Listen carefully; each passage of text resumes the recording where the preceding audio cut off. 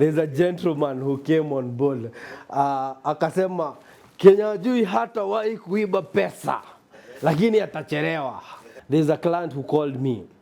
Akaniambia, Kenya hajui, I know you are strained in terms of budget, but mimi nitakuwekea pesa. I think alinitumia around 75,000. Akaniambia hizo 75,000 ongeza zenye uko nazo tumwagie hardcore ikuwe all weather road. But at the far entrance of Windsor Ridge 3, we had to create a correction chamber and also a tunnel that would carry the entire waters all the way down to the other point. So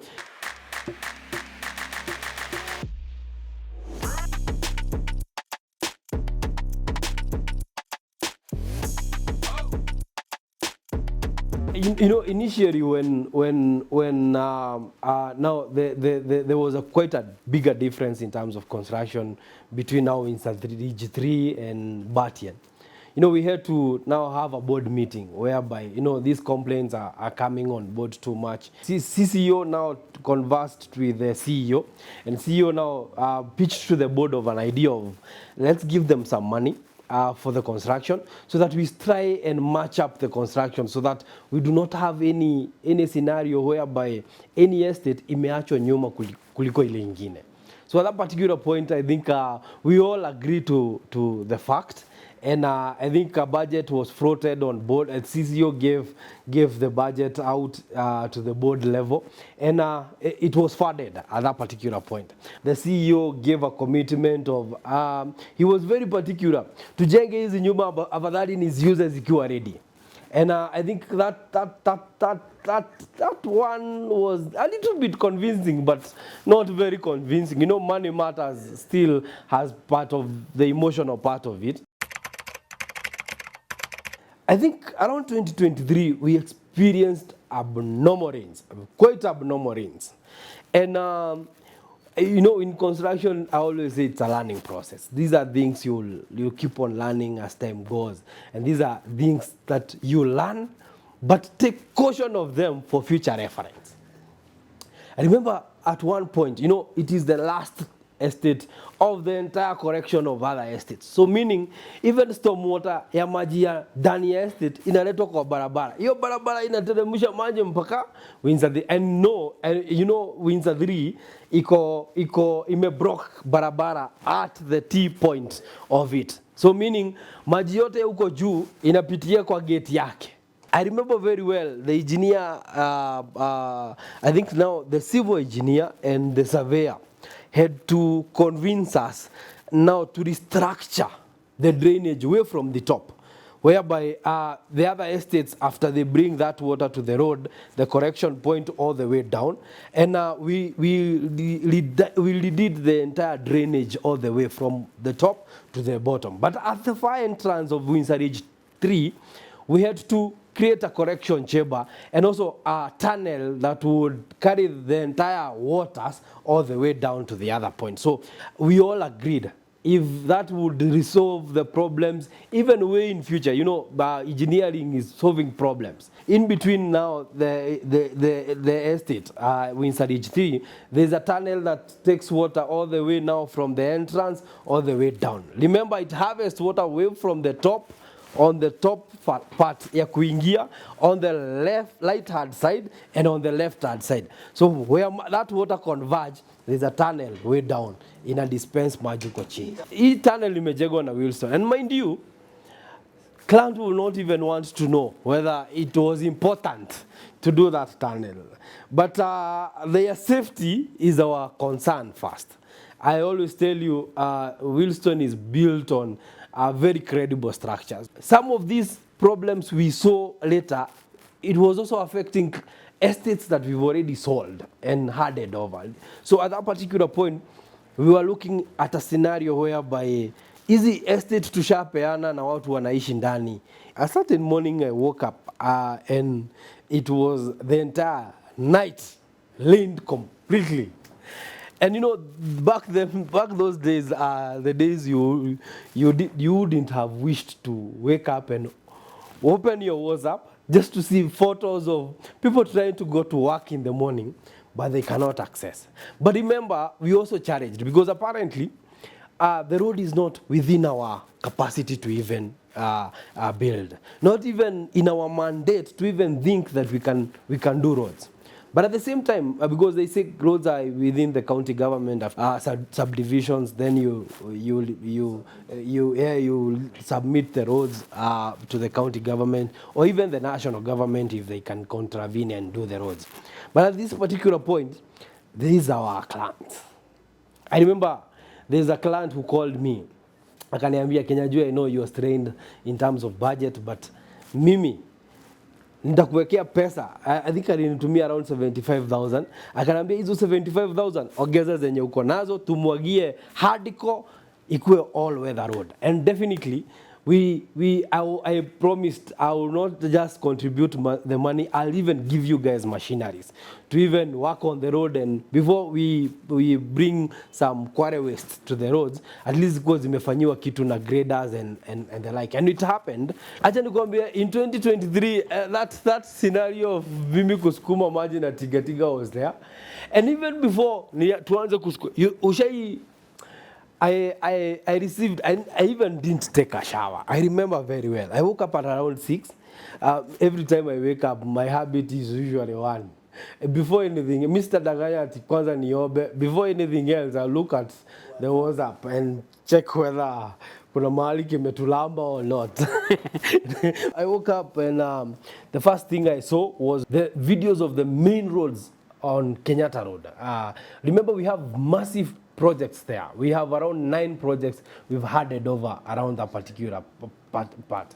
So, but back then, we had around six projects there around. So, at the entrance of between the space between Windsor Annex 1 and Ridge Front, there was water, and now space between that and Brookview, there was water all along. There was a client who either resided in Brookview 1 or Brookview 2 and had a medical appointment. And I saw them sending videos complaining not even a Uber can pick them from that other side. So I drove to the estate. Kuingia, nikapata gari mbili zimekwama in between the barabara, zilikunywa maji gari kazima. Hizo zilikuwa Uber mbili. So I thank God with my car it was easy to access. So I drove, nilijijaza, nikasema ikizima izime. People are complaining. Na mimi ni sasa nimeshapata scenario venye iko, nikajua sababu breather za gari yangu ziko juu, can I risk? And actually I had to risk. And the reason I had to risk is because one of the investors there told me there's a couple over there, the other side, who are due for an appointment at this early morning. So, and they do not know how to go. Nikamuuliza, nikiwavukisha, tukamanage kuwavukisha hii side, itawasaidia. Wakanambia the better even. Hii ni kama ile ya Yesu garili. Sasa mimi nikajijaza, nikasema hapa najua siri ya maji ni usikanyage, usiachilie mafuta. Ukifinya mafuta, usiachilie ndio isisak na exhaust. So mimi nikajiseti vizuri, gari yangu nikavuka ile side nyingine. Nikamanage, nikawachukua, nikamvukisha hii side nyingine. That man is still my friend to date. The challenging point, kuna watu wanataka kwenda soko, so uweze vukisha everybody. So I called my guys, my technical guys, nikawaambia, it was on a Saturday morning. I called my technical guys nikawaambia, hii ataka kumenyesha, nataka tiga zote hapa. So wakakuja na tiga, then is when I got on board na nikaanza kusukuma. So, you know, I'm an engineer by profession, so hata machinery works was also way easier for me to operate. So we tried making sure the water flows to the downside part of it. But again, shida ingine ikatokea. Tunatolea huku, kumbe nao maji ishapata njia ingine, imeenda kwa mtu mwingine, haiendi mahali unataka, inaenda kwa mahali pengine. I think immediately I convinced the board, and the CEO came later. I think akasema the only solution to here with the engineers is we dig a trench all the way down a whole collection of water. Much as in it was quite expensive, coming to around 9 million. We had to also now make sure that we are solving that problem once and for all. Yes, it has changed quite a number of ways. I think nowadays hata kunyeshe, it doesn't give me goosebumps. I've seen the area transform. We've invested so heavily in terms of drainage in that area, because the risk of not doing that was to also downgrade our credibility in terms of what people believe we do out there. And most importantly, making sure that these investors who have invested with us and have chosen Kenyatta Road, at least they have peace of mind. Kunyeshe, kusinyeshe. 2025 came and whatever happened. I'm on the newspaper front page in the middle of two gentlemen, and we are told we are scamming people. Na nyumba hazijaisha.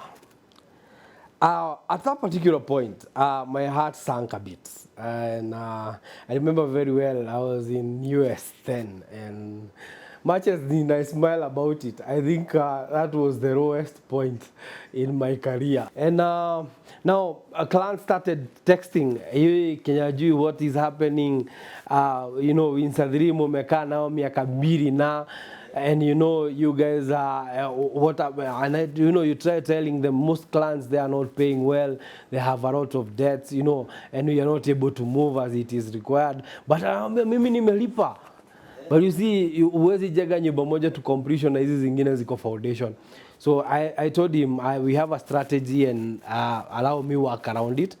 The panic was there in the market, though that was the intended reason as to why those news were put there. We have survived for quite a number of times being attacked the same way. And not for credible reasons per se, but it's an issue I don't want to dwell too much in, because we also have some other litigation matters going on at this particular point. But nevertheless, tuliweza kurudisha the confidence back with the clients. How we sat down. I remember very well when I came back to the country. We had a very deliberate board meeting when we all sat together as a board, and we agreed our resolution is one. We have never had intention to steal from anybody, not even a single day. We sacrificed too much to make these houses happen, much as in we are the receivers of the money. But again, the other problems we do not tell people because they are in-house problems. So how do we tackle the in-house problem? Because the in-house problems was matching the contribution with the construction pace as it was supposed to be seen from an outside perspective. So we sat down and we all agreed. I remember myself and the Bwana Fabian. We sat down na tukasema let's try something, see whether it will work out. So that is when we onboarded the clinic. Perspective. The estate that had contributed to us being on the paper was Mana Residence. So that was our pioneer project we started with the clinics. After the clinic in Mana Residence, we realized there was a bigger change.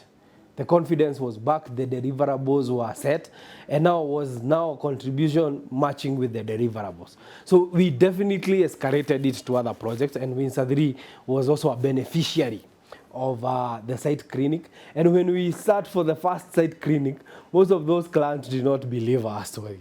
I have been on camera a couple of times telling people, these projects that you guys see, they owe the company around 3.6 billion. They are around. And I remember in Windsor 3, there's a gentleman who came on board. Akasema, Kenyajui hatawahi kuiba pesa, lakini atachelewa.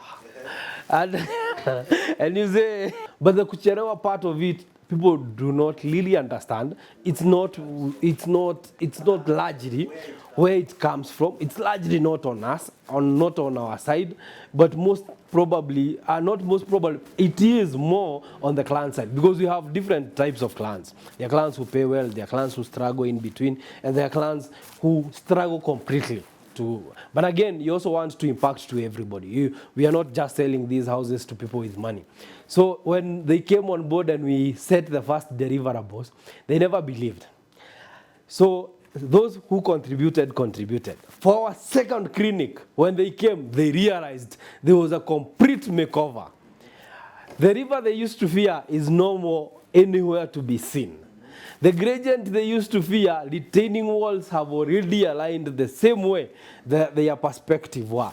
And I will tell you, because still by that time, the estate was around 60%. I told you, at one particular point, I had surrendered and I said, this thing is not sellable, we will sell it. Let's build, we sell it at a mortgage concept, whereby now our clients will come and see a ready house and buy from us. But to my surprise, I think from the second clinic, hey, clients walianza kulifa. You know, those who had bought there already started bringing their friends to the site, and people started falling in love with the project. And even for me, I don't think there's any day that ends without stepping my foot there. So Windsor 3 is somewhere I would prefer it 100 times more than any other estates that is there. Much as it had its own share of challenges, it also has marked a lot of difference in terms of our quality checks. Again, our model and our standards have already spiked very, very high. Remember, this was part of the 14th group by Willstone Homes. And Windsor 3, Batian, Elgon, Lenana, and Abadea were part of the same group entity of the 14th group. So with all that, it has given us purpose. And right now, for the first time in history, first time in history, I'm more than happy that we are not just handing over. But we are handing over a project that after the ceremony today, unaweza leta vitu zako ni kesho. I would say way better. The serenity of the estate is one of the top notch. You know, where you wake up, you're seeing trees like forest around, where you wake up for bird chirping, you know, as people say out here. I think it is the new Ruda in Kenyatta Road. I am much more better because apparently with the gradient scope of how the estate looks like, that how landscaping has already been done, I think it gives more purpose than anything else. And the sequence into which the houses are in, ni kitu unaweza bambika nayo sana.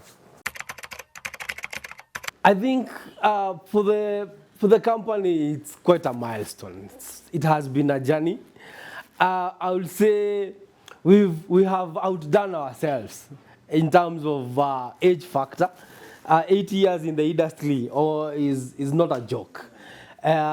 This industry, I always tell people, is quite volatile a bit. They say where there is money, there is more problem. So we expect more problem each and every day.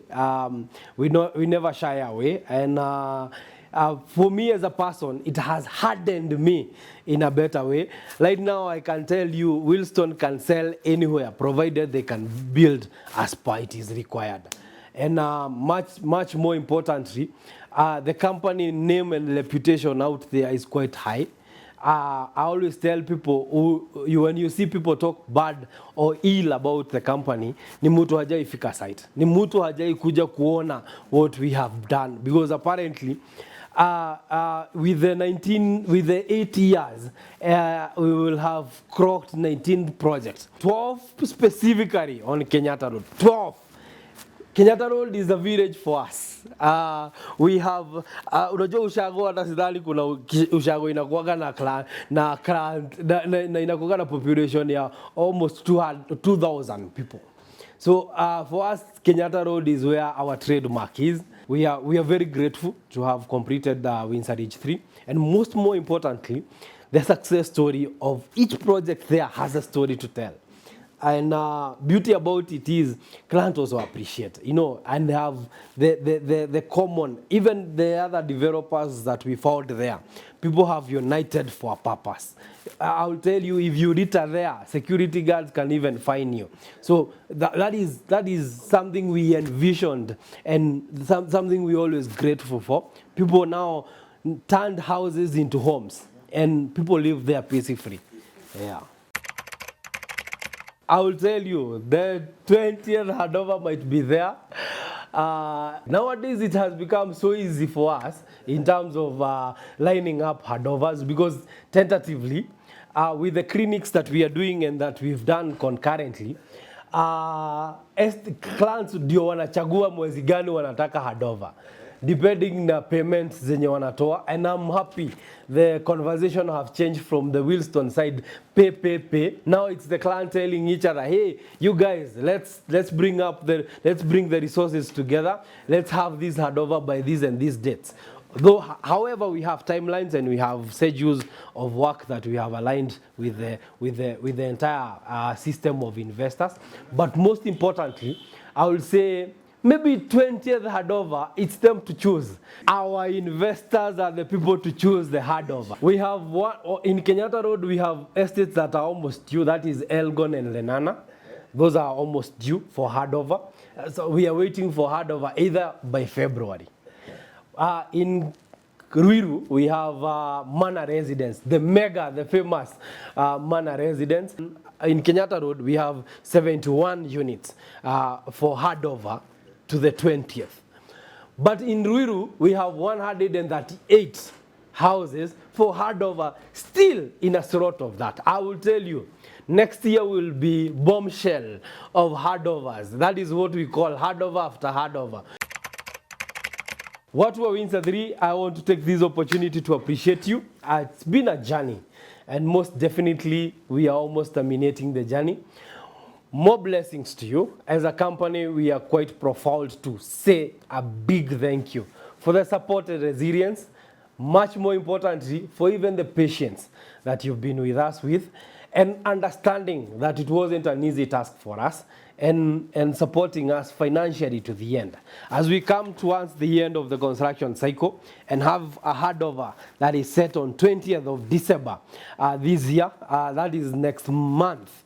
And we will be more than grateful to have a celebration, all of us together. Come with your family, come with your friends, come with your relatives, let them celebrate you as you move into the home ownership journey. For those that are investing with us, as you move into your second, third, or fourth, or even the first one, we're always grateful. But I will tell you one thing, you have already seen how the journey is always at. And I will tell you, 1 is never enough, 2 are never enough, 3 are never enough. You know, you have already created a discipline in terms of payment. Do not relent. We have more in stock. We have more for you. Buy the second one, buy the third one, buy the fourth one, even the fifth or the sixth one, because with houses and real estate, it doesn't get exhausting. Real estate is the only field autambo kulinyesha hazikumea. It is the only field utambua kumekauka, ndio maana silipi rent. Vitu zita, rent will always be constant. Money will always come your way. And because Willstone has chosen to be that good investment trade for you, never look anywhere else. For everyone else who have maybe not invested with us or maybe are looking forward to invest with us, you're welcome. Come and witness the journey. Come and experience a happy investors taking up the challenge of home ownership. Come and hear the story of success of so many people. So for you who is looking out there and maybe would be wondering, even what is Willstone? What has Willstone done? I'll tell you, 20th, mark the calendar, 20th of December before Christmas, get a motivation for year 2026.